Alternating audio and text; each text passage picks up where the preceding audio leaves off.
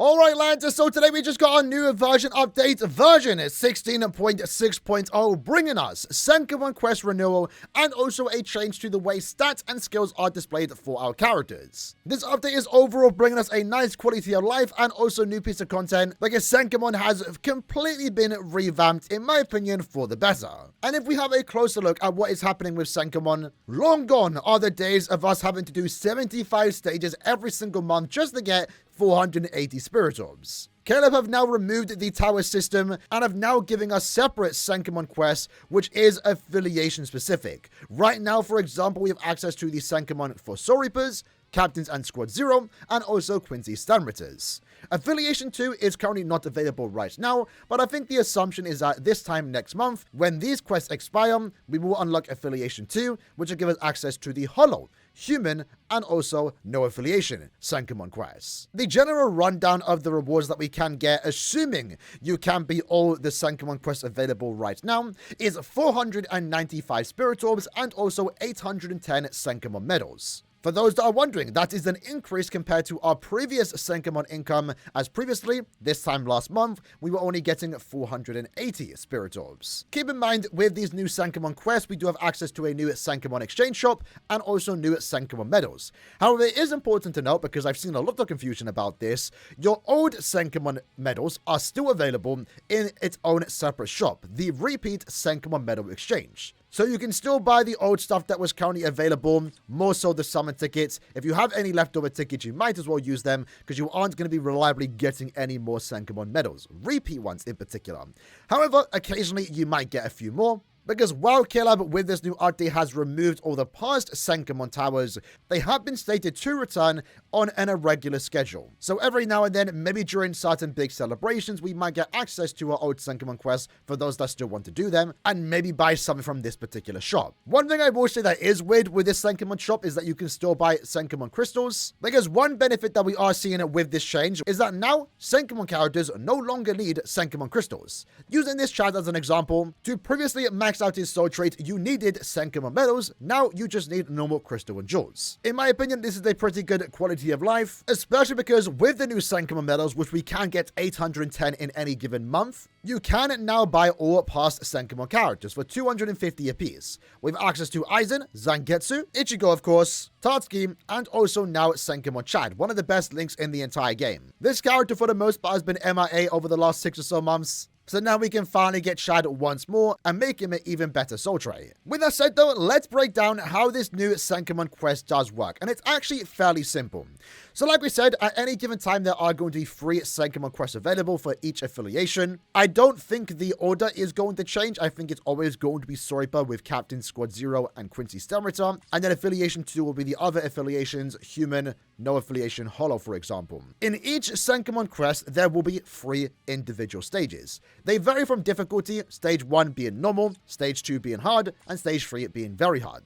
If we have a close look at each individual stage, unlike past Senkaimon towers, there are no rules besides affiliation, so you really can bring any character that you want, assuming they can beat the mission, because that's the most important part that you want to pay attention to. These missions are going to be how you get rewards and also how you continuously progress in these quests. But not only do you want to beat all the missions, you also want to beat it in one attempt, or at least all in one go, because doing so does reward you with extra rewards, in this case 10 Spirit Orbs, but it also gives you access to the next mission set, in this case mission set 2, and then when you beat mission set 2, fulfilling these requirements, you will then unlock mission set 3. So when first starting out, you are going to want to follow these rules, clear the quest, only using free accessories, stay above 50% stamina when you complete the quest, and also beat it in under 120 seconds. Fairly simple, right? Keep in mind, however, when you do finish all missions in one attempt, the character you do use will be sealed. So don't do the same mistake I did using my best character from the jump. You're better off using weaker characters and saving your more powerful characters for when the missions get a bit more difficult. As always though, it is important to know as well, if you do use the wrong character and the character is then sealed, you can always go back and clear it with another character to then unseal the currently sealed character. So if I really needed Ichigo for a later stage, I could just go back and clear this quest with Retu for example. But once we do complete this quest in under 2 minutes, above 50% stamina, and also using free accessories, we will then get the following rewards, right? 5 medals per challenge, 10 Spirit Orbs for finishing it all in one go, and then we will unlock mission set 2. Of course, as you progress through the mission sets, they also get more difficult, but the challenges more so get more difficult. So now we have to clear in under 90 seconds. Now we have to clear with 50% or more stamina left remaining, and now we also want to only use 2 accessories. Fortunately for us, when it comes to the accessory mission, they do let you know beforehand that you are going to complete the mission. But one thing we also do get is an additional rule. Now, I've already gone ahead and set it, and you cannot change the rules, so do pick wisely. But you get an option between 2 different rules. The first one you are going to come across is strong attack damage times 2 or soul bomb damage times 2. In my case, of course, I picked strong attack damage times 2, and therefore actually making this quest a lot more easier than it, you would kind of expect it to be. Once I clear all these 3 missions in one attempt, I would then unlock mission set 3, where this time the mission is now clearing under 60 seconds. Clear with 70% or more stamina left remaining, and also now clear with only 1 accessory. This is where it gets a bit difficult, since you can't fully build your characters at any given point. Depending on the mission, you are going to have to use less accessories and maybe less links. And that's where the character that you are using and the transcendent investment plays more importance. Once more though, once you move into set 3, you do have to pick the other rule, which in this case is special move damage times 2. Once I finish all 3 of these missions in one attempt, I then get all the rewards. At that point, what you then do is move on to stage 2 and repeat the process. Keep in mind, if a character is sealed in stage 1, they cannot be used in stage 2 or 3. However, using Ishin as an example, he is a Soripa captain. If Ishin is sealed in this particular Senkaimon quest for Soripas, he can still be used in the Captain Squad 0 Senkaimon quest. When it comes to stage 2, you just repeat the process. It's just a bit more difficult. Sometimes the stages will change, going against different enemies, for example. But as you progress through the sets, it does get a bit more difficult. In this case, this mission wants us to only use 2 links. And then mission set 3, for example, wants us to only use 1 accessory. For stage 2, mission 3, we only want to use now 1 link. And the rules that we did apply to ourselves is more killer effect and also more stamina. So for the first 2 stages for each mission that you do progress in, you actually are getting additional rules that make you stronger. However, when you move into stage 3, this is where it gets a bit more difficult, of course, as expected. So for stage 3, mission 1, we want to use only 2 accessories. For mission 2, we only want to use 1 accessory and also clear in under 90 seconds. However, the rules this time are now benefiting the enemies and no longer benefiting us. So in this case, the enemies now have 2 times attack. Going into mission set 3, the most difficult quest of them all. You have to clear with no accessories. You have to clear in under 1 minute, and you also have an additional rule where the enemies have double the stamina. Of course, I'm using the best Soripa that we have access to in the game right now for Bring Ichigo, and he cleared it with relative ease. Upon completing that, you are basically done the Soripa Senkaimon quest. You obtain all the rewards that you can possibly get, and you would then move on to the other Senkaimon quest, in this case the Captain Squad 0, and you repeat the same process. Once you're done with this, you can go in any order, to be fair. You would then do the Stenritter Quincy Senkaimon quest and repeat the same process. So it's fairly simple, right? So in total, you're talking 9 quests to do per Senkaimon grouping in terms of affiliation. Each quest that you do clear will seal your characters, so in total you need 9 characters per affiliation to complete a certain Senkaimon quest. And like I mentioned, if this does reset monthly, which seems to be the case, every month, if you can beat all of them, you're getting 495 Spirit Orbs and 810 Senkaimon medals. So in my opinion, I think this is actually a positive change. I think it's a step in the right direction in regards to Senkaimon content, because previously the way Senkaimon was viewed was kind of a slog to get through 75 stages every single month. Now it's essentially 27 stages every month. The individual stages might be a tad bit more difficult, more time might be spent on it, but you are doing less and you also have more time to do it, since it is resetting in 30 days time. This potentially does mean that going forward, Senkaimon orbs will now drop on the 23rd of every month, meaning that you have now these extra close to 500 orbs just in time for the new upcoming end of month banner. Previously, you had to wait until the 5th of the month, 5 days after the banner does release. Going back into the exchange shop, again, you can now buy all past Senkaimon characters, the most notable one here being Chad, as he is a very powerful soul trait offering 25% more damage at full stamina and also 12% recharge. In terms of how I would like to see this Senkaimon update improved though, because I do have a few nitpicks,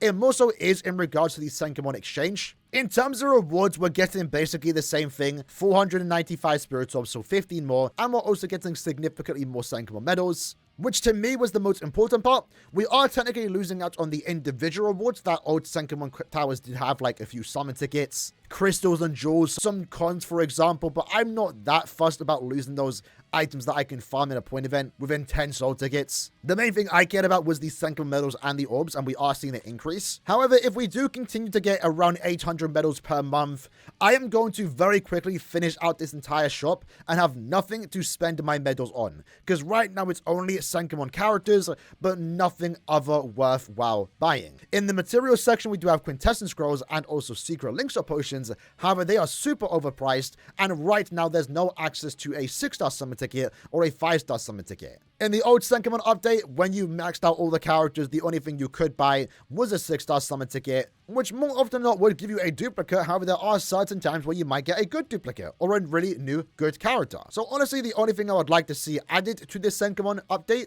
is just a 5-star, 6-star summon ticket somewhere in the exchange shop, because after a while, I'm going to have nothing to spend my medals on. Unless maybe in the future, Caleb add a new Senkaimon character. One thing worth mentioning though is that Caleb do actually announce that they will be adding more stages. So in the future, we might get even more of a difficult challenge where we can use the best of our characters, but also maybe even more orbs. So right now, it might seem like we are getting 490 orbs in a given month, but in the future, who knows when, it could go upwards to 600. That's yet to be seen, but right now, I think what we are getting in terms of rewards, I'm perfectly happy with what we do have.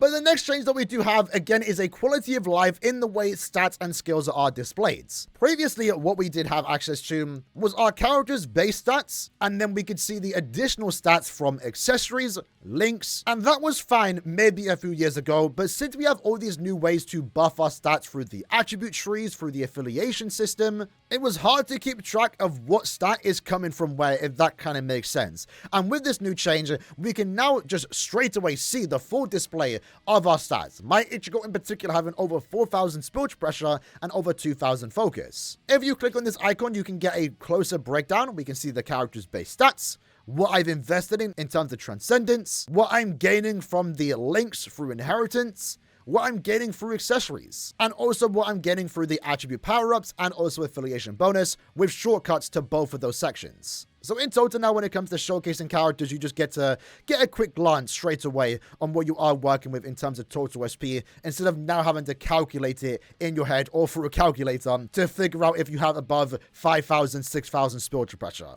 And of course, this goes for every game mode, Senkaimon, epic raids, and I think one that benefits from it more is probably Brave Battles. Because now you can just click on a character and see straight away what their stats are. This Mila Rose, for example, having 3,000 stamina, 5,000 attack. Whereas my Mila Rose, for example, has 5,000 attack, 4,000 stamina, letting me know straight away without trying to do any calculations that my Mila Rose is better built and I should therefore win that fight. Now, stats are not the only thing that did get simplified. Alongside this, we have also seen a simplified version of the skills. So using Giselle as an example, we can click on this and see all of Giselle's skills here. And for example, if we click on increase strong attack damage, we can find where that strong attack damage increase is coming from. In this case, 60% is coming from the skill, Berserker, that she does have built in, and 2% is coming from the attribute power up. If I was, for example, to put on the Quinty Cross, which is giving Giselle 35% more strong attack damage, it would now let me know that 35% is coming from the accessories.